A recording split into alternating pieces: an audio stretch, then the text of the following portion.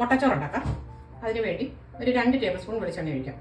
അതിലേക്ക് ഒരു 1/4 ടീസ്പൂൺ കടുക്, ഇത് ഒരു പീസ് ഇഞ്ചി, ഒരു 4 അല്ലി വെളുത്തുള്ളി, ഒരു പച്ചമുളക്, ഒരു സവാള ചോപ്പ് ചെയ്തതും കുറച്ച് കറിവേപ്പില, ഇത് ഒരു പിടി ചീര അരിഞ്ഞതാണ്, അത് ഇതിലേക്ക് ഇടാം. കുറച്ച് ഉപ്പിടാം, ഒരു തക്കാളി ഇടാം. ഒരു 3 മിനിറ്റ് ചെറിയ തീയിലിരിക്കട്ടെ.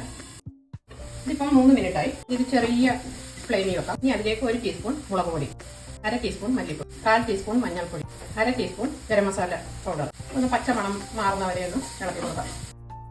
ഇനി ഇതിലേക്ക് ഈ 3 മുട്ടയുണ്ട്, അത് ഒഴിക്കാം. ഇത് കുറച്ച് ഉപ്പിടാം. ഇനി ഇതൊന്ന് ഇളക്കി കൊടുത്തു. ഇത് ഉപ്പിട്ട് വേവിച്ച് 1 ഗ്ലാസ് സോന മസൂരി അരിയാണ്, അത് ഇതിലേക്ക് ഇടാം. ഇനി ഇതിലേക്ക് ഒരു 1/2 ടീസ്പൂൺ കുരുമുളക് പൊടി, കുറച്ച് മല്ലിയിലയും കൂടി ഇടാം. പിന്നെ ഒരു 2 മിനിറ്റ് ചെറിയ തീയിലൊന്ന് വെക്കാം. ഇനി ഓഫാക്കാം.